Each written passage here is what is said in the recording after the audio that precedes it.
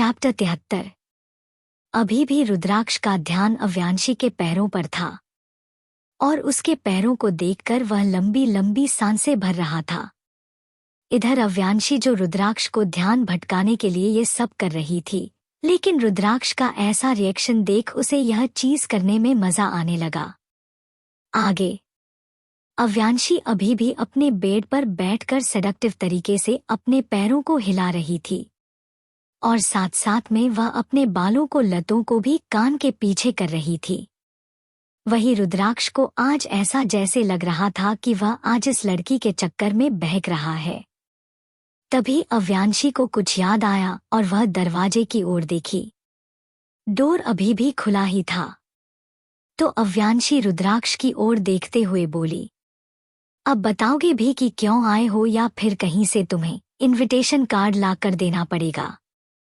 वही रुद्राक्ष जब अव्यांशी को इस तरह से खुद के लिए बोलते देखता है तो वह अपने एक्सप्रेशनलेस भाव से सोफे से खड़ा हुआ और अपने गर्दन को इधर उधर मोड़कर अपने हाथ को गर्दन पर ले जाकर सहलाते हुए अव्यांशी की ओर बढ़ने लगा।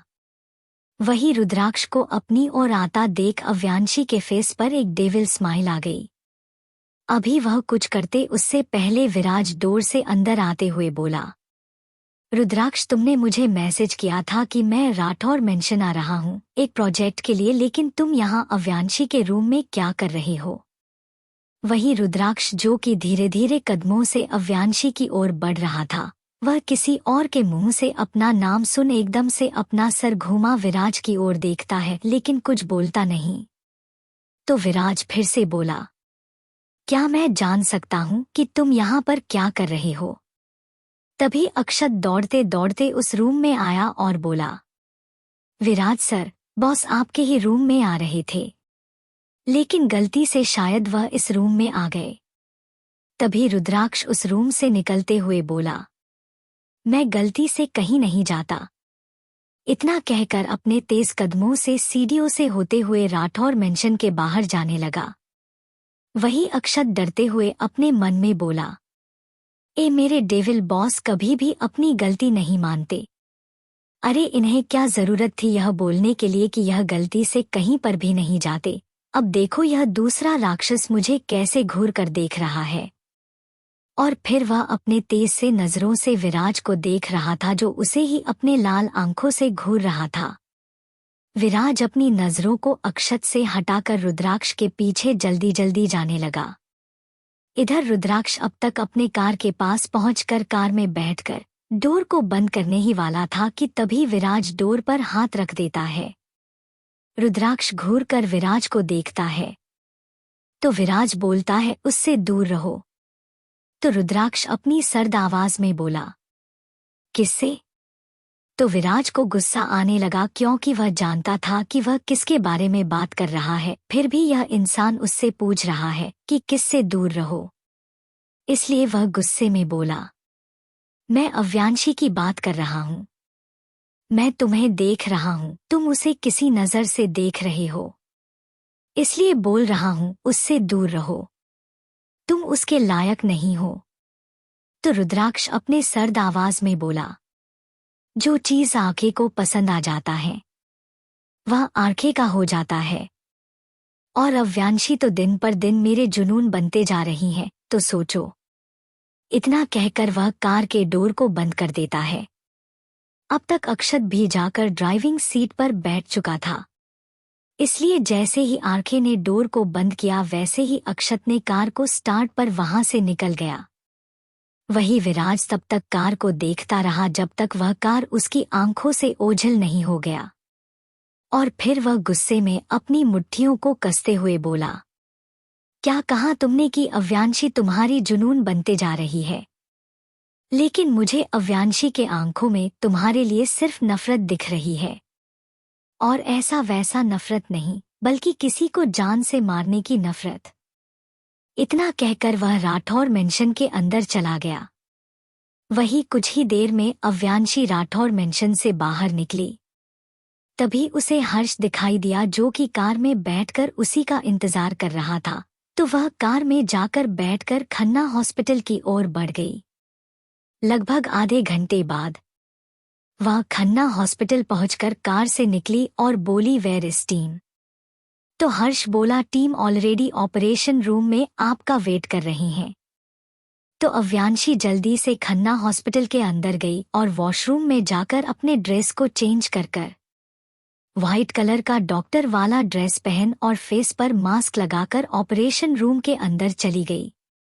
उसके अंदर जाते ही उसकी टीम, जो कि पेशेंट को चेक कर रहे थे, वह अव्यांशी को देख ग्रीट करते हुए बोले, गुड इवनिंग डॉक्टर आकृति। तो अव्यांशी ने बस अपना सिर हिला दिया और फिर बोली, what the condition of patient? तो उसकी टीम में से एक मेंबर बोला, डॉक्टर आकृति, इनका ऑपरेशन आज ही करना होगा, क्योंकि इनके ब्रेन में ट्यूमर होने के वजह से उनका ब्रेन काम नहीं कर रहा है और साथ में सर भी दर्द कर रहा है, जिससे पूरी बॉडी कभी भी पैरालाइज हो सकती है। तो अव्यांशी बोली, जब तक यह ऑपरेशन ना हो जाए कोई भी अंदर नहीं आना चाहिए।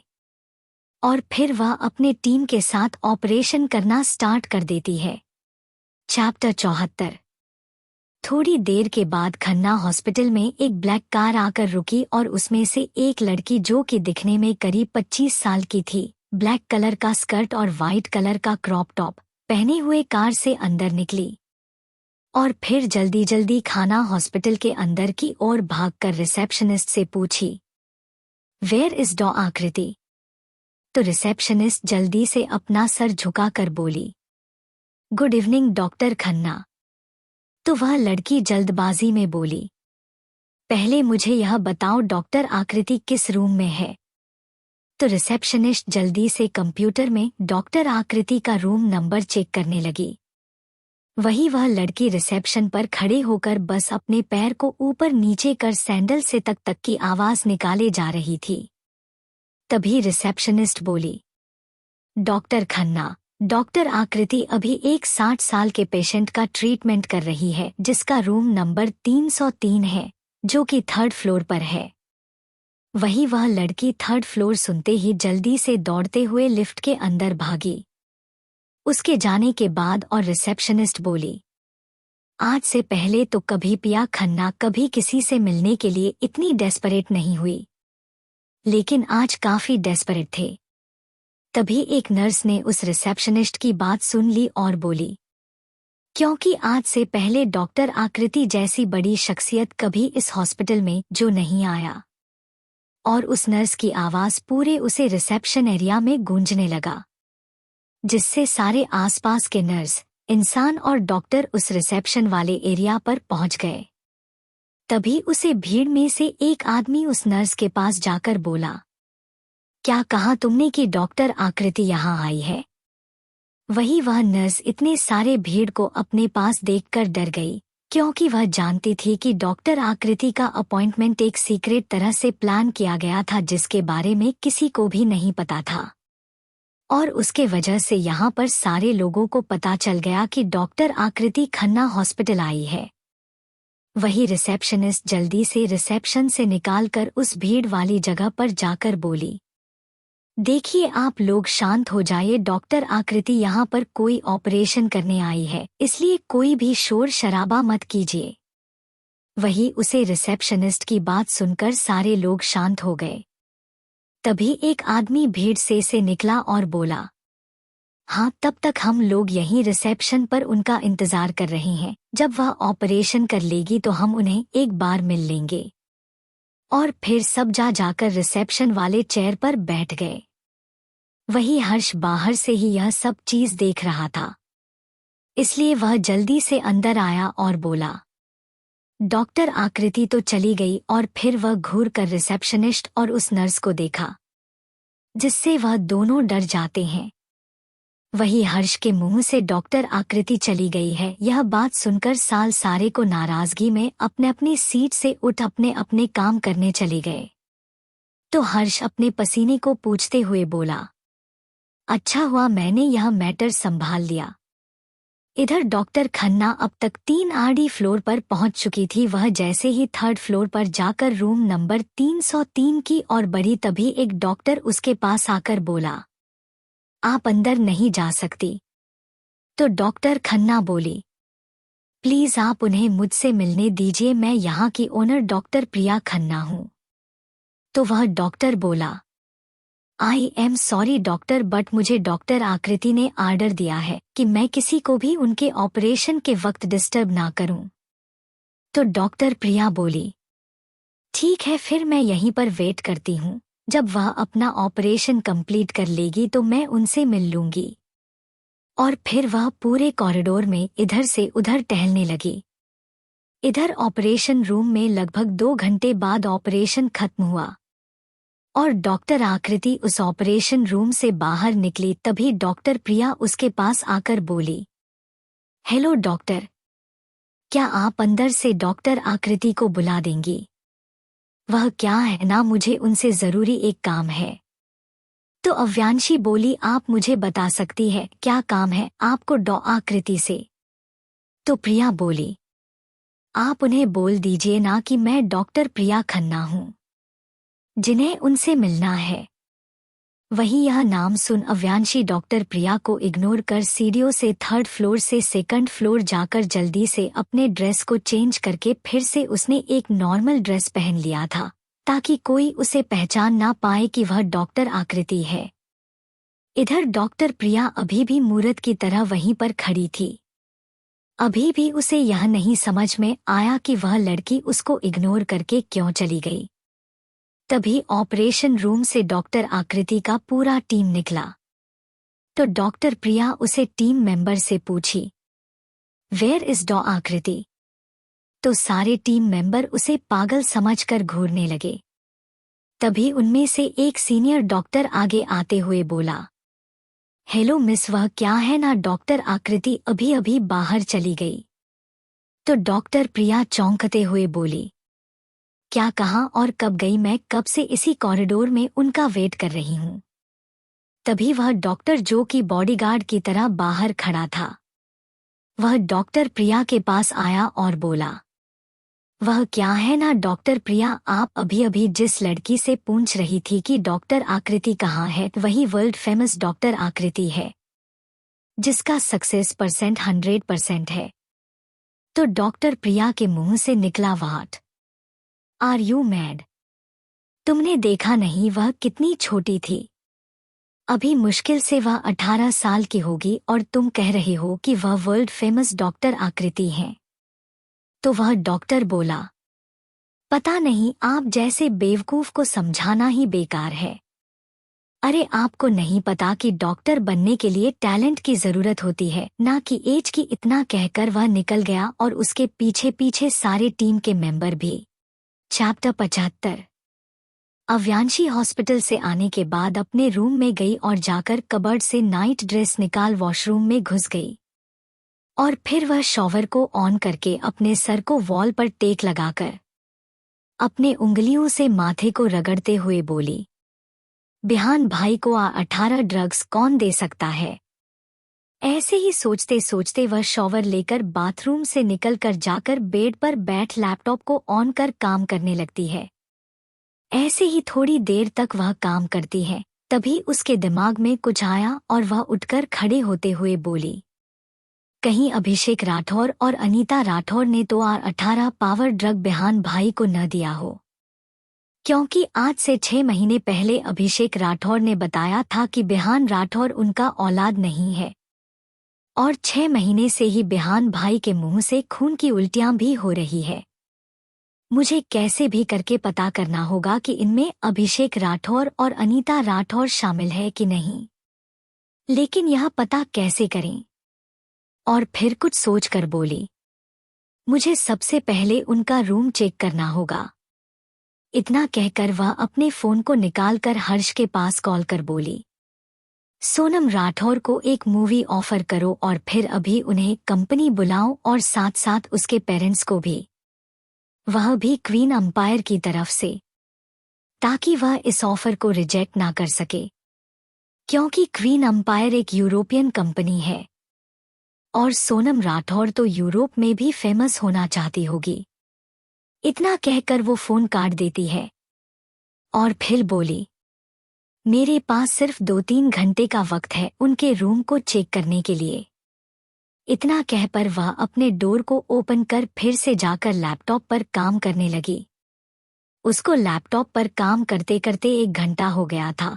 तभी उसके फोन पर हर्ष का कॉल आया तो वह फोन पिक करती है तो उधर से आवाज आती है, बॉस काम हो गया। अब तक सोनम राठौर और उसके पेरेंट्स क्वीन अंपायर के असिस्टेंट से मिलने के लिए निकल हो गए होंगे। तो अव्यांशी फोन कटकर अपने लैपटॉप को बंद कर उस रूम से निकल अभिषेक जी के कमरे की ओर बढ़ी। और थोड़ी देर में जब वह उनके रूम में पहुंची तो देखा कि अभिषेक जी और अनीता जी उस रूम से निकल रहे थे। तो अव्यांशी कुछ सोचकर अभिषेक जी के कमरे की तरफ बढ़ी। तभी अभिषेक जी का नजर अव्यांशी पर गया तो वह मुस्कुराते हुए बोले, क्या बात है, आखिर पता चल ही गया कि एक बाप का हाथ सर पर होने से क्या होता है। लेकिन अव्यांशी उनको इग्नोर कर उनके पीछे देखने लगी जहां से सोनल आ रही थी। और फिर वह अभिषेक जी की तरफ देखकर बोली, ऑल द बेस्ट।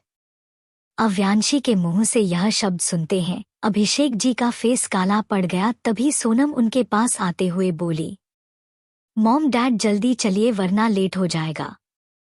तो अनीता जी रूम से निकलकर अव्यांशी की ओर देखते हुए सोनम से बोली, चलो सोनम, आखिर आज तुम एक इंटरनेशनल एक्ट्रेस बन जाओगी, वह भी क्वीन अंपायर कंपनी की। तो सोनम भी तिरछी नजर से अव्यांशी को देखकर बोलती है, चलिए मॉम डैड जल्दी, लेट हो जाएगा। और फिर वो उन दोनों को हाथ को पकड़कर लेकर चली जाती है। इधर उन तीनों के जाने के बाद अव्यांशी के फेस पर एक मिस्टीरियस स्माइल आ गई और वह बोली, इंटरेस्टिंग, वेरी इंटरेस्टिंग।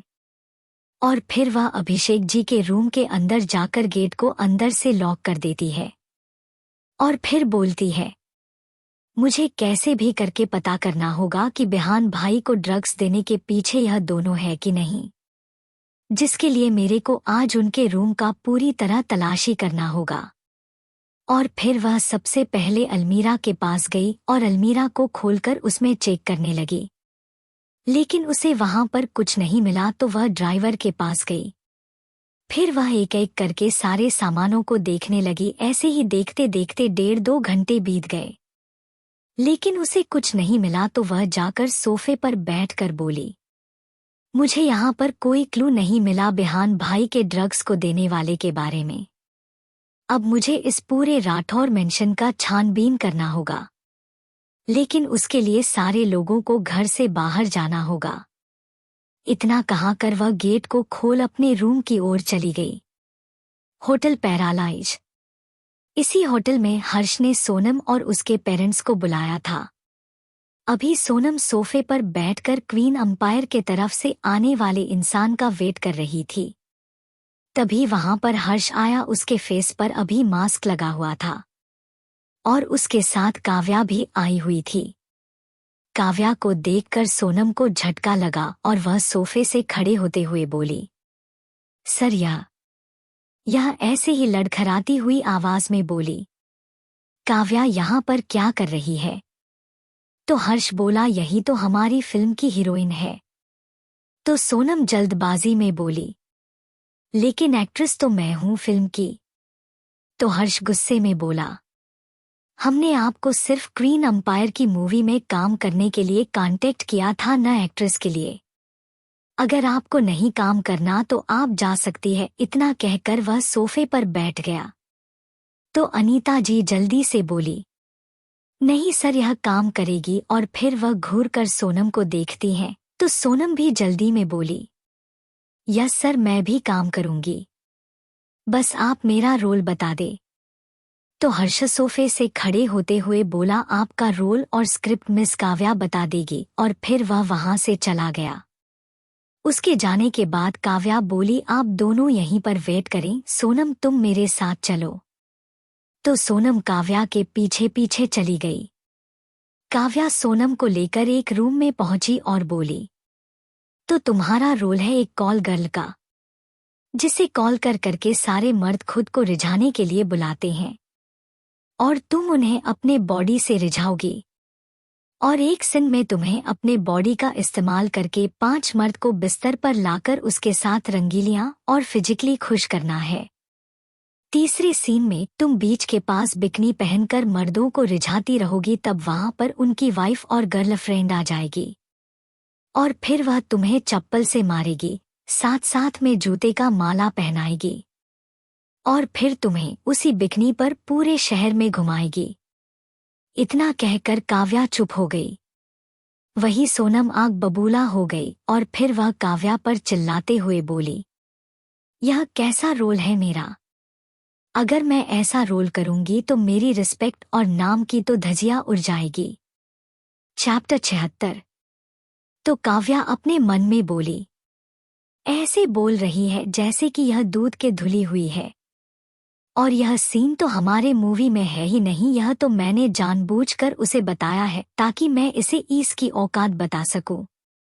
बड़ी आई थी मेरी प्यारी अव्यांशी को उसकी औकात दिखाने वाली हूं। और फिर वह अपने से फेस को फिर सीरियस करते हुए बोली, वह क्या है ना, तुम जैसे अ ग्रेड मॉडल का यही सीन हो सकता है। अगर काम करना है तो करो वरना भाड़ में जाओ। इतना कहाकर वह उस रूम से निकल गई। उसके जाने के बाद सोनम पूरे रूम के सामानों को तोड़ फोड़ करने लगी और वह गुस्से में बोली, अव्यांशी, आज तुम्हारे वजह से काव्या इंटरनेशनल एक्ट्रेस बनने जा रही है। तुमने उसे 6 महीने पहले राठौर एंटरटेनमेंट कंपनी का मॉडल नहीं बनाया होता तो आज या मुझे इस तरह से बात नहीं करती। और उस पर मुझे किस चीज का ऑफर मिला, एक कॉल गर्ल का। मैं तुम्हें बिल्कुल नहीं छोड़ूंगी अव्यांशी, तुम्हारी उल्टी गिनती आज से शुरू। इतना कहकर उसके फेस पर एक डेंजरस स्माइल आ गई। रात के 11 बजे आरके विला, रुद्राक्ष रूम। रुद्राक्ष अपने सर को सोफे पर टिकाकर आंखें बंद किया हुआ था और उसी सोफे पर एक टैप रखी हुई थी जिसमें से एक औरत की आवाज आ रही थी, रुद्राक्ष, तुम्हारे आगे भी अंधेरा है और पीछे भी अंधेरा, और इसी अंधेरा में बहुत सारा राज दफन है। जहां भी कदम रखना फूंक फूंक कर रखना। तुम्हें अपने आप को इतना स्ट्रांग और पावरफुल बनाना होगा कि दुनिया की कोई भी शक्ति तुम्हें तोड़ ना सके। एक बार पावरफुल बन जाओ तो तुम्हें अपने पहचान को छुपा कर रखना होगा। अगर गलती से भी किसी को तुम्हारी पहचान पता चल गई तो तुम्हारे साथ साथ तुम्हारे अपनों को भी जान का खतरा होगा। रुद्राक्ष जैसे ही यह रिकॉर्डिंग सुनता है वह सोफे से खड़ा होते हुए बोला, पिछले 20 साल से यह रिकॉर्डिंग सुन रहा हूं, लेकिन अभी तक यह पता नहीं चला कि यह औरत कौन है और यह मुझे क्यों कह रही है अपनी पहचान सीक्रेट रखने की, और यह कौन सी राज की बात कर रही है। ऐसे ही सोचते सोचते वह जाकर बेड पर लेट एक तक सीलिंग को देखते हुए इस औरत की आवाज को सुने जा रहा था। राठौर मेंशन। अव्यांशी का कमरा। अव्यांशी अभी सोई हुई थी, तभी उसे कुछ दिखाई देने लगा जिसमें एक औरत का फेस धुंधला धुंधला दिख रहा है और वह एक छोटी बच्ची जो कि करीब 1 या 2 दिन की होगी उससे बोल रही थी, तुम्हारा जन्म इसलिए हुआ है ताकि मैंने जो गलतियां की है तुम उसे सुधार सको, लेकिन उससे पहले तुम्हें दुनिया की सबसे पावरफुल लड़की बनना होगा और साथ में अपनी पहचान को सीक्रेट रखना होगा। जब तक तुम्हारी पहचान छिपी हुई है तब तक तुम एक साधारण लड़की की जिंदगी जी सकती हो। अगर एक बार तुम्हारी पहचान दुनिया के सामने आई, उसके बाद तुम एक ऐसी लड़की होगी जिसके पीछे हजारों दुश्मन पड़े होंगे, जिससे तुम्हारी लाइफ का चैन सुकून सब छीन जाएगा और साथ साथ में तुम्हारे आसपास रहने वालों का भी। अभी वह औरत आगे कुछ बोलती उससे पहले ही अव्यांशी चीखते हुए एकदम से उठकर बैठ जाती है और फिर लंबी सांस लेते हुए बोलती है, आज यह सपना फिर से मुझे आया। यह सपना पहली बार मुझे तब आया था जब मैंने राठौर मेंशन को छोड़ा था, और उसके बाद यह सपना मुझे लगभग हर रात आता है। आखिर कौन है यह औरत जो धुंधला धुंधला दिखाई देती है, और क्या यह मैं जो सपना देख रही हूँ वह सच हो सकता है? तभी उसके नजर सामने टंगी हुई घड़ी पर गया जिस पर 12 बज रहा था। तभी उसके कानों में रुद्र की आवाज आई जो बोल रहा था कि मालकिन, यह सपने के बारे में बाद में सोचिएगा, पहले कैसे अभी करके राठौर मेंशन को खाली करिए ताकि आपके आदमी पूरे मेंशन की छानबीन कर सके और उन्हें 18 ड्रग्स के बारे में क्लू मिल सके। वही रुद्र की बात सुन अव्यांशी बोली, ठीक है, मैं ट्राई करती हूँ। इतना का कर वह बेड पर लेट गई, लेकिन उसे रह रह कर वह सपना याद आ रहा था। चैप्टर 77। मेरी क्रिसमस ऑल फ्रेंड्स, और आई होप आप सब अपने फैमिली के साथ खुश और हेल्दी रहे। राजस्थान। एक आदमी राका के पास आया और बोला, आपने जैसे सोचा था वैसा ही हो रहा है। कोई इंसान, जिस इंसान के मुंह से खून की उल्टियां हो रही है और 1 साल से कम समय हुआ है, उसके बारे में पता लग रहा है। तो राका बोला, कौन है वह इंसान जो यह डिटेल पता करने की कोशिश कर रहा है? तो वह आदमी बोल, राका, अभी इसके बारे में कुछ नहीं पता चला है। हमें तो यह हॉस्पिटल से मालूम चला है, क्योंकि सारे हॉस्पिटल में जाकर पता लगाया जा रहा है कि किसके मुंह से उल्टी हो रही है। तो राका उसके गले को पकड़ते हुए बोला, पता करो कौन है वह इंसान जो यह डिटेल निकाल रहा है। तो वह आदमी वहां से जल्दी से जी राका बोलकर भाग गया। उसके जाने के बाद राका बोला, जो मुझे आज से 20 साल पहले नहीं मिला, वह अब मुझे मिलेगा।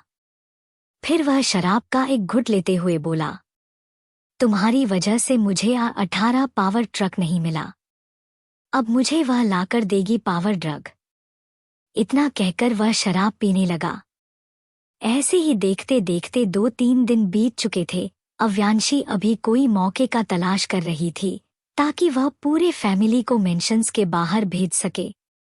और फाइनली वह मौका उसे आज मिल गया जब हर्षित दादाजी और माया दादी ने राठौर मेंशन के पूरे फैमिली मेंबर को खुराना मेंशन के डिनर के लिए बुलाया था और साथ साथ में आज रात उन्हें वहीं पर रुकने को कहा था।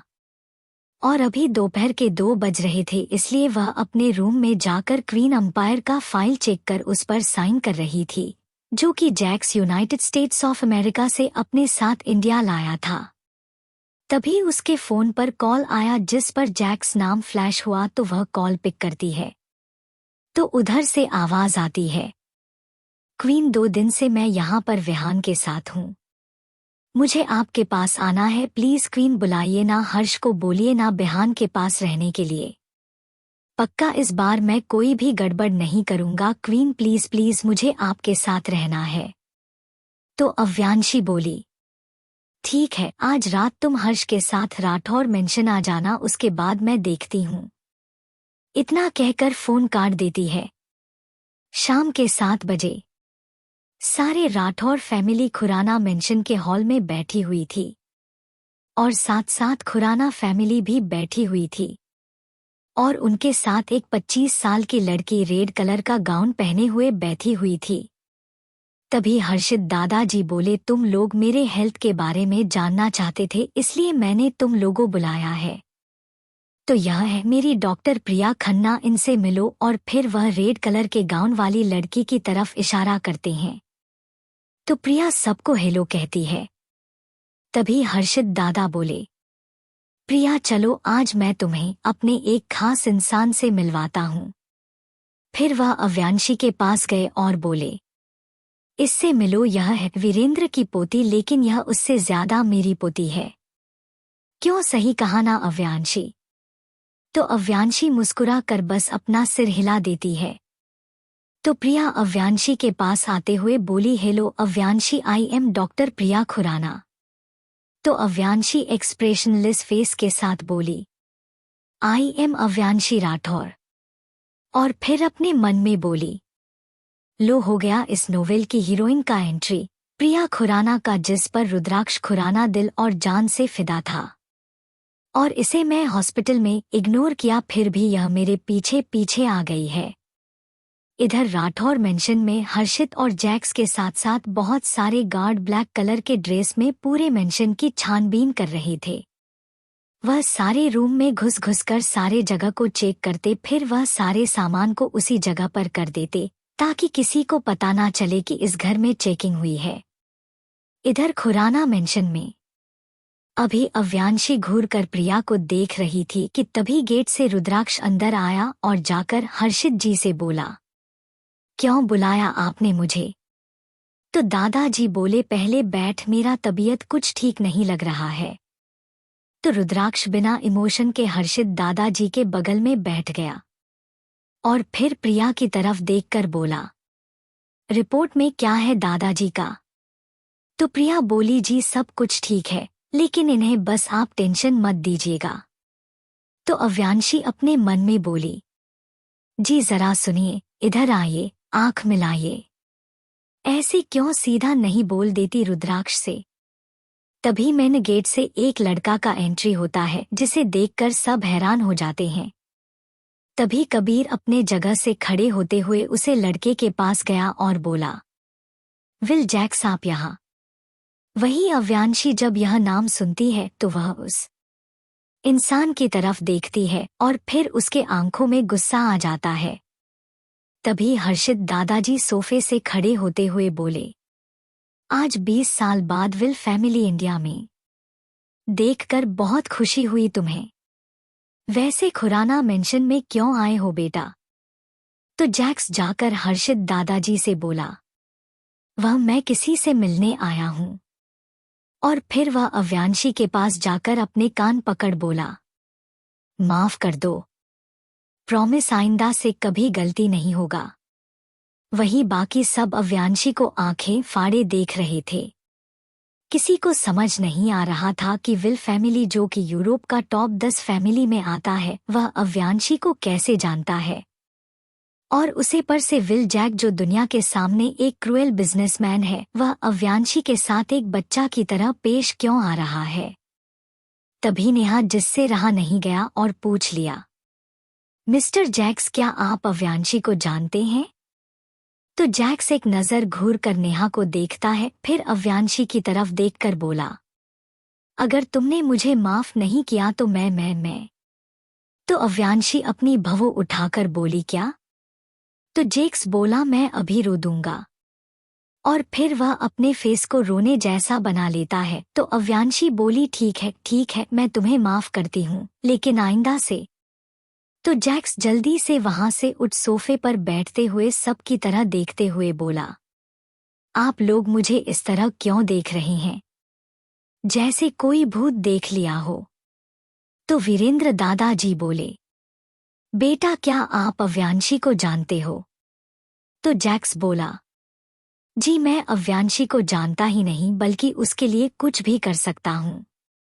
और फिर वह उठ खड़े होते हुए बोला, मुझे अव्यांशी से कुछ बात करना है अकेले में, तो क्या मैं बात कर सकता हूं?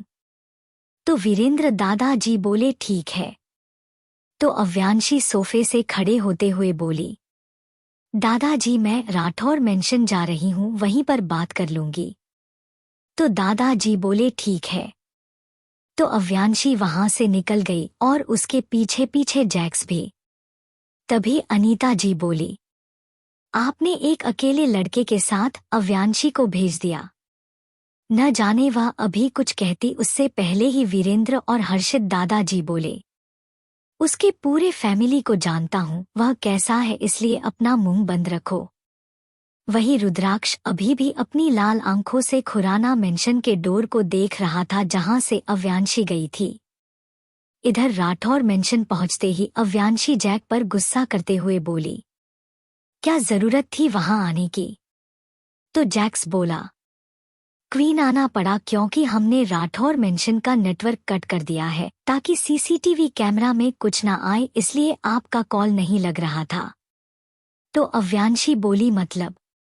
जैक्स बोला, क्वीन राठौर मेंशन के हमने कोना कोना चप्पा चप्पा मार लिया, लेकिन कुछ नहीं मिला शिवाय एक रूम का। तो अव्यांशी बोली, कौन सा रूम? तो जैक्स बोला, चलिए मेरे साथ। और फिर वह वही जैक्स अव्यांशी को 3rd फ्लोर के एक कोने में ले जाता है जहां पर एक रूम था, जिसे देखकर अव्यांशी जैक्स की तरफ देखती है और बोलती है, एक मिनट, जब मैं यहाँ पहले आई थी तो यहाँ पर कोई भी रूम नहीं था, लेकिन यह आज कहाँ से प्रकट हो गया? तो जैक्स मुस्कुराते हुए बोला, वह क्या है ना क्वीन, यहाँ पर पहले एक बड़ा सा पेंटिंग लगा हुआ था, आपके बड़े पापा और बड़ी माँ का, जिसके हटाने के बाद एक दीवार जैसा डोर था जिसे खोलने के लिए पासवर्ड की जरूरत है, जिसे हम हैक नहीं कर पा रहे हैं, शायद आप हैक कर ले। तो अव्यांशी जाकर पासवर्ड को हैक करने की कोशिश करती है, लेकिन वह पासवर्ड हैक नहीं हो पाता है। तो अव्यांशी बोली, यह पासवर्ड जिसने भी बनाया है बहुत ज्यादा स्ट्रांग बनाया है, इसे हैक नहीं किया जा सकता है, इसे खोलना ही पड़ेगा। और फिर वह इधर से उधर चलते हुए कुछ सोचने लगी, लेकिन उसे पासवर्ड के बारे में याद नहीं आया। तभी उसका ध्यान एकदम से पेंटिंग पर जाता है। इसमें एक औरत चेयर पर बैठी हुई और उसके पीछे एक आदमी खड़ा था, और इस औरत के माथे के नीचे बीच एक छोटा सा बटन था। तो अव्यांशी उस बटन को देखकर एकदम से उस पर क्लिक करती है, तो वहां से एक चाबी निकलती है। तो अव्यांशी उस चाबी को लेकर डोर को खोलते हुए बोली, इतना एडवांस्ड सिस्टम उस जमाने में। और वह फिर एकदम से अंदर घुस जैक्स को बोली, जैक अपने सारे आदमियों को बाहर निकालो। तभी वहां पर हर्ष आ जाता है और बोलता है, मैंने अपने आदमियों को बाहर निकाल लिया है, अब क्या करना है बॉस। तो अव्यांशी बोली, जल्दी से पूरे इस रूम को चेक करो। और उसके बाद वह तीनों मिलकर चारों तरफ से उस रूम को चेक करने लगे, लेकिन उन्हें कुछ नहीं मिला। तभी हर्ष का ध्यान एक बॉक्स पर जाता है, तो वह चिल्लाते हुए बोला, बॉस यहाँ पर मुझे एक बॉक्स मिला है। तो अव्यांशी उस बॉक्स को अपने हाथ में लेते हुए बोली, इसमें भी पासवर्ड चाहिए, अगर हमने इसे हैक करने की कोशिश की तो इसके अंदर जो भी सामान है वह डिस्ट्रॉय हो जाएगा। तो हर्ष बोला, एक बार आप ट्राई करिए पासवर्ड खोलने की। तो अव्यांशी ने एक बार पासवर्ड ट्राई किया, लेकिन उससे नहीं खुला। तो वह बॉक्स पर मारते हुए बोली, डैमेड, अब हमारे पास सिर्फ 2 चांस है पासवर्ड डालने का, और इस घर में इतना हाई टेक्नोलॉजी का यूज कौन करता था, पता करो। और फिर वह उस रूम से बाहर निकलने लगी। तभी उसका ध्यान वहां पर गया जहां से उसने उस बॉक्स को उठाया था। तो वह उस जगह पर गई तो देखी कि वहां पर एक चिप था। तो वह उस चिप को उठा लेती है और फिर हर्ष और जैक्स की तरफ देखते हुए बोली, जल्दी निकालो, किसी को पता लगे बिना। इतना कहकर वह तेज कदमों से अपने रूम की तरफ बढ़ गई। Chapter 78 Khurana mansion. अभी भी सारे लोग शोक में थे कि अव्यांशी इतनी बड़ी हस्ती को कैसे जानती है। तभी प्रिया खन्ना बोली, रुद्राक्ष जी, आपने देखा ना कि मिस्टर जैक्स ने अव्यांशी को किस तरह ट्रीट किया। अरे वह दुनिया के सामने हमेशा शख्स स्वभाव के इंसान रहे हैं, लेकिन उन्होंने अव्यांशी से बच्चों जैसी रिक्वेस्ट की और साथ में माफी भी मांगी, वो भी कान पकड़कर। उनका रिश्ता जरूर कुछ खास है। वही रुद्राक्ष जो कि अभी दरवाजे को घूरे जा रहा था, वह प्रिया की बात सुन गुस्से में अपनी मुट्ठियों को बंद कर सोफे से उठ खड़ा होते हुए खुराना मेंशन से बाहर निकल गया। इधर अव्यांशी अपने रूम में जाकर उस ब्लैक बॉक्स को अलमीरा में रख उस चिप को लैपटॉप में लगा देती है। तभी उसे एक औरत की आवाज सुनाई देती है जो बोल रही थी, तुम्हारा जन्म इसलिए हुआ है ताकि तुम मेरी गलतियों को सुधार सको, लेकिन उससे पहले तुम्हें दुनिया के सबसे पावरफुल लड़की बनना होगा, और उसके बाद तुम्हें अपने पहचान को छुपा कर रखना होगा, नहीं तो तुम्हारे जिंदगी से सारा सुख चैन छिन जाएगा और साथ में तुम्हारे अपनों का भी। वही यह बात सुन अव्यांशी शौक होते हुए बोली, यह आवाज तो मुझे हर रात सपने में सुनाई देता है, और वही बात इस चिप में बोला जा रहा है, इसका क्या मतलब हो सकता है। लेकिन यह औरत किसे यह सब बात से बोल रही है, और कौन है यह औरत। तभी उसे किसी का कदमों का आहार सुनाई देता है, तो वह जल्दी से अपने लैपटॉप को बंद कर देती है। तभी उसके रूम में एक परछाई अंदर आता है और जाकर अव्यांशी को कमर से पकड़कर अपनी ओर खींच लेता है, और फिर अपने मुंह को उसके गर्दन पर रख उसके गर्दन को दांतों से काटते हुए बोला, तुम जैक्स के कितने करीब गई हो। वही अव्यांशी भी समझ चुकी थी कि कौन है ये, इसलिए वह बोली, मैं तुम्हें बताना जरूरी नहीं समझती मिस्टर। तो इस बार वह परछाई उसके गर्दन पर जोर से दांतों से काट लेता है, जिससे अव्यांशी के मुंह से आ निकल जाता है। तभी वह परछाई फिर से बोला, बोलो क्या लगता है तुम्हारा। तो अव्यांशी इस बार उसे खुद से धकेलते हुए बोली, हद में रहिए मिस्टर रुद्राक्ष खुराना। नहीं तो। अभी उसने इतना ही कहा था कि वह बेड पर गिर गई, क्योंकि रुद्राक्ष ने उसे उठाकर बेड पर पटक दिया था और फिर उसके ऊपर जाकर उसके गर्दन पर अपने होठों को चलाते हुए बोला, बोलो क्या लगता है वह तुम्हारा। तो अव्यांशी बोली, दूर रहकर मुझसे बात करो। तभी रुद्राक्ष उसके मुलायम होठों को अपने अंगूठे से सहलाते हुए बोला, बोलो ना बेबी डॉल, कितने करीब गई हो इतना। और फिर वह अपने होठों को अव्यांशी के होठों पर रख देता है, लेकिन वह तुरंत उसके होठों को छोड़कर अव्यांशी के आंखों में देखते हुए बोला, या फिर इससे और ज्यादा।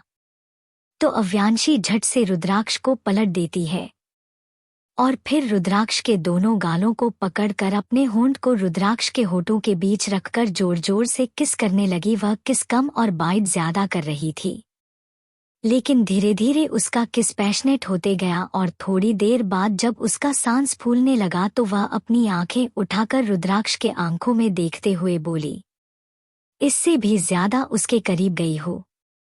तो रुद्राक्ष की आंखों में गुस्सा उतर आया और वह अपने लाल आंखों से अव्यांशी को घूरते हुए तुरंत उसे पलटकर अव्यांशी के होठों पर अपना होंठ रख उसे किस और काटने लगा।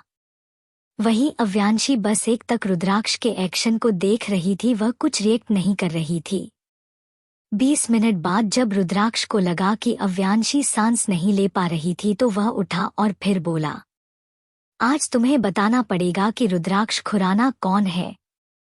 और फिर वह तुरंत अव्यांशी के ऊपर से उठ अपने शर्ट के बटन को खोलने लगा और जब वह अपना शर्ट निकाल पीछे मुड़ा तो देखा कि अव्यांशी उसके सामने खड़ी थी। तो रुद्राक्ष की आंखें छोटी छोटी हो गई। तभी अव्यांशी उसके करीब गई और अपने उंगलियों से रुद्राक्ष के मस्कुलर चेस्ट पर अपना हाथ फिराने लगी और बड़े ही सेडक्टिव आवाज में बोली, पहले गेट बंद करके तो आओ। और फिर वह गेट की तरफ इशारा करती है जहां पर गेट ओपन था और फिर बोलती है, उसके बाद हम बेड एक्सरसाइज करेंगे।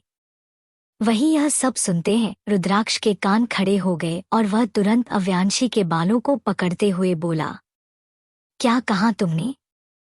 तो अव्यांशी मुस्कुराते हुए बोली, वही जो तुमने सुना। और फिर वह तुरंत उसका हाथ झटक देती है और फिर वह उसकी ओर देखते हुए बोली, मैं तुम्हारे साथ बेड एक्सरसाइज करूंगी लेकिन सिर्फ एक बार, उसके बाद मैं तुम्हें छूगी तक नहीं, क्योंकि मैं एक बार इस्तेमाल किया हुआ चीज दोबारा यूज नहीं करती। तो तुम्हें मैं क्यों यूज करूं।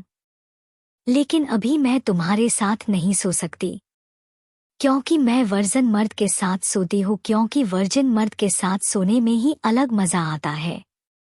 तभी रुद्राक्ष में कुछ ऐसा किया जिससे अव्यांशी के होश उड़ गए। आखिर ऐसा क्या किया रुद्राक्ष ने कि अव्यांशी के होश उड़ गया। आखिर ऐसा क्या किया रुद्राक्ष ने कि अव्यांशी के होश उड़ गया।